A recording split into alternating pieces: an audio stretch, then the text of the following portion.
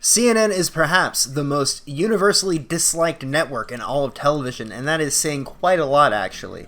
CNN and even MSNBC have consistently peddled this idea that the election of Donald Trump has actually helped their ratings. But the numbers tell an entirely different story. This month, CNN has seen their lowest ratings since November of 2015 in people aged 25 to 54. Since this time last year, CNN has lost 43% of their primetime viewers and 47% of their daytime viewers. Not only does CNN fail to average 700,000 views a day, they have lost almost half of their audience in the span of 1 year. It's also important to keep in mind that CNN still plays in airports across the country, which inflates the already dreadfully low number. As low as their ratings are, and they're low, they're actually even lower than that, considering that there are presumably thousands of views gained from people involuntarily having that mindless nonsense fed down their throat. You have to wonder, why are they failing so hard? Is it that the slow decay of the old media is finally starting to catch up with them? Is it their laughable attempt to conduct what they believe to be journalism, or at least what they tell us they believe is journalism? Is it their rampant bias and dishonesty that has recently become so obvious that even the most tuned out people can see it? Well, here's a short selection of some of the most stunning and brave journalism that CNN is so proud of. Yeah, I don't know. I agree with you. I don't know if it's a good thing that star power and TV savvy is required for the job, but I think it is. And by the way, I think President Obama also had a lot of TV star power, and that helped him pre-Trump. But Trump is more evidence of this. And looking ahead to 2020, one reason why I'm taking you seriously as a contender is because of your presence on cable news. He's Donald Trump's worst nightmare, Michael Avenatti. Joining us once again is Michael Avenatti. Let's bring in Michael Avenatti. Michael Avenatti. Michael Avenatti. Michael Avenatti, thank you very much. He's out there saving the country. Don Meacham says he may be the savior of the republic. You are something of a folk hero now. I owe Michael Avenatti an apology. I've been saying enough already, Michael. I've seen you everywhere. What do you have left to say? I was wrong, brother. You have a lot to say.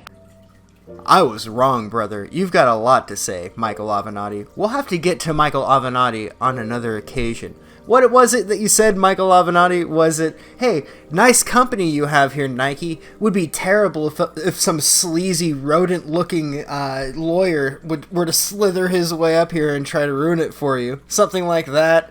Or was it, hey, Stormy, don't worry about that book deal. I've got it covered. Just go back to work, and I'm just going to take care of it. I am just dying to hear what you think. These people all like you. That is the funniest thing Colbert has said in a long time, because nobody likes Avenatti. His family doesn't even like him. He's not even a member of his family anymore. They didn't like him so much. That's Michael Avenatti, the alleged domestic abuser. A man who stands for women, unless she's standing in his way. I'm the only person right here Donald Trump fears more than Robert Miller. We think you guys are the tip of the spear that's going to take down Donald Trump. Michael Avenatti's a beast. Okay, that's true. And he's a beast. He's a beast. I hand it to her, and I hand it to Michael Avenatti. But he has a bigger calling here. That being a lawyer is minimal compared to what he's doing. No one has talked tougher directly to Donald Trump on TV than Michael Avenatti, and Donald Trump is afraid to mention his name. That's fascinating. Where's the hammer? Donald Trump is terrified of Michael Avenatti. Is it on the, go up on the other floor. Somebody go up there and stop the hammering. Stop the hammering! He gives Trump a run for his money more than anybody else, Michael Avenatti. An existential threat to the Trump presidency. The Democrats could learn something for you. You are messing with Trump a lot more than they are. He has no doubt created sheer panic in Donald Trump's very fragile mind. Where's the hammer? Look, I mean, we're going to continue to use the media. I think we've used it with great success.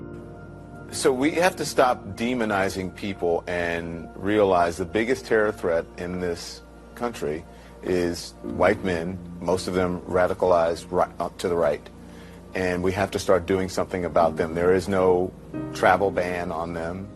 There is no ban on, they had the Muslim ban. There is no white guy ban. So what do we do about that? Even the special counsel says that the media doesn't get it right. We want to welcome our viewers in the United States and around the world. This is New Day. It is Tuesday, October 23rd, 6 o'clock here in New York. And President Trump is waging a fact-free campaign of fear ahead of the midterm elections that are now 2 weeks from today. The theme here is, I'm Donald Trump, and I'll protect you from the scary black people. Antifa is widely perceived as an African-American organization. It's that anti-intellectualism simply isn't cool. Kanye West is what happens when Negroes don't read. And we have this now, and now Donald Trump is going to use it and pervert it, and he's going to have somebody who can stand with him and take pictures.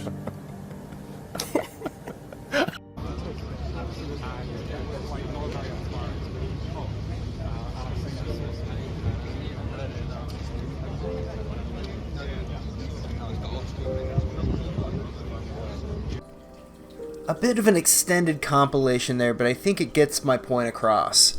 There's a reason CNN's ratings have been declining at the rate that they have been.